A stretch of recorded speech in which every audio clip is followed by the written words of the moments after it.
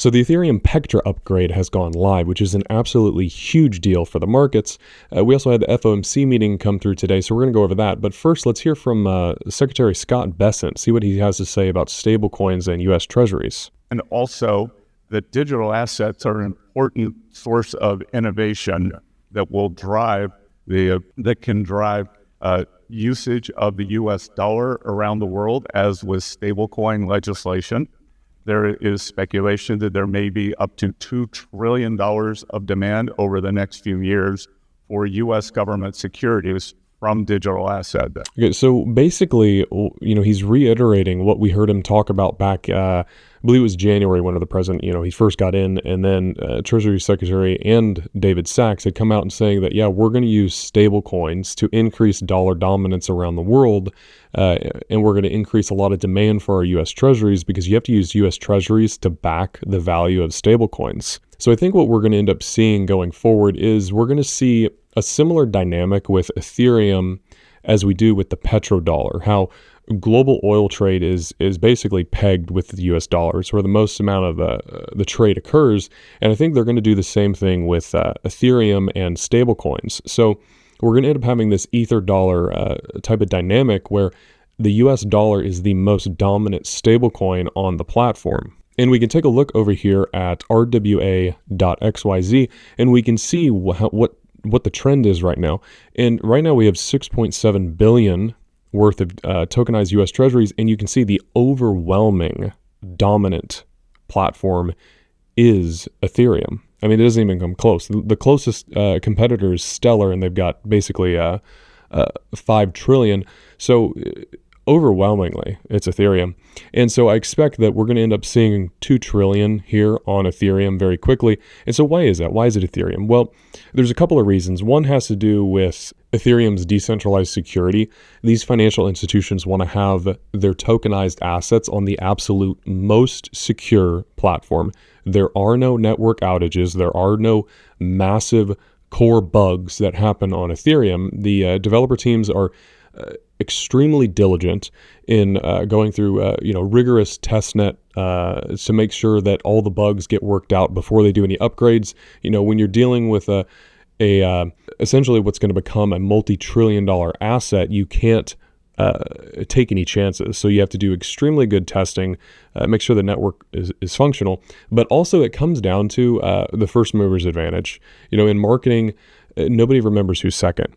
Case in point, Neil Armstrong, he was the first man on the moon. Who is the second man on the moon? Nobody remembers. Another example, if you take a look at soda companies, who's the biggest soda company? Well, it's Coca-Cola. Okay, who's second? Well, nobody knows. So whenever you become the dominant platform, the first mover platform advantage, unless there's some sort of catastrophic black swan event, which is really unlikely, you not only maintain dominance, but you gain dominance and continue to do it for a very long time. So Ethereum is the dominant smart contract DeFi tokenization platform, and this trend will continue. And I just realized I've been blocking the chart. So there you can see the chart there. But you can see just the dramatic incline that the tokenization of treasuries is taking. So let's go ahead and move on here. So the Pectra upgrade went live. Very big deal. A couple of the real big ones here are going to be the smart wallets that it's enabled. So, you're talking about social recovery for accounts. You're talking about Gasless token transactions. And then the other one, this has to do with BlackRock and staking. So this is really interesting. So I've been speculating because BlackRock's one of the last funds to file to convert their Ethereum spot ETF into a spot staked ETF. And I suspect that they've been waiting for the Pectra upgrade to go through. One, because you don't want to, if you're going to launch staking ETFs, it doesn't make sense to do it before a major upgrade. Just mitigate the risk, the small amount of risk there is, and just do it after. But also the validator capacity. So right now you used to, prior to the upgrade, you could do 32 max Ethereum staked in one validator, but now you can stake up to 2048 Ethereum in one validator. So that's a really big deal. It's much more efficient. It's less to manage for these large institutions. And something to keep in mind if you are running a validator, My understanding is this won't do automatic withdrawals anymore. So what it'll do is it'll just compound, and that is advantageous for institutional staking.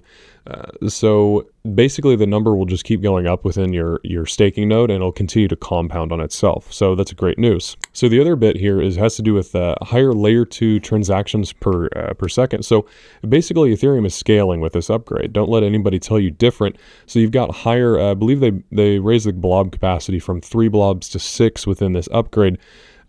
So the end result is you have more throughput and lower fees. So this is just, this is essentially prepping this stage for mass adoption with all these trillions of stablecoins coming into the picture. Now, Benjamin Cohen getting onto the FOMC meeting. So the committee will continue reducing its holdings of treasury securities and agency debt, agency mortgage-backed securities. So basically that's quantitative tightening. So they're basically not making any changes to it. And so basically what quantitative tightening is the Fed has this book of assets and they, like mortgage-backed securities, for example, which all those are is basically you have a bunch of mortgages that are stuffed together, and it's basically, you can think of it like a big box full of mortgages. And so they're selling these products off. That's the quantitative tightening. They're reducing their balance sheet. And so in the prior meeting, we had seen that they had reduced the amount of quantitative tightening that they were doing. My hope with this meeting was that they would go neutral. They did not, unfortunately. So we can come over here. We look at the interest rate. So they did keep the interest rate at 4.25 to 5.5%. So, not any stimulus happening here. We're just going to have to end up waiting for the June meeting to see if we can get any more quantitative easing going, interest rate cuts and whatnot, and get into a more stimulative environment. We'll just have to see how things go. Hopefully we can get these trade negotiations done by the June meeting, and then the Fed maybe will have more breathing room to essentially give the economy a little bit more air. So Federal Reserve says the risk of higher unemployment and higher inflation have risen. So this has to come down to the tariffs. All this has to do with tariffs. We've gone over before on the channel how the Cleveland Fed is projecting inflation to come in very low. It's basically at like 2.3%, I believe it is. Yeah, so April's data is going to come in at 2.34. They are expecting May to come in at 2.43, so come up a little bit, not too bad. Inflation is basically done, guys, so this isn't something to worry about. They're just really what it boils down to, that the Fed is kind of holding back, is the tariffs. They really want to get this resolved, and it's a very conservative approach.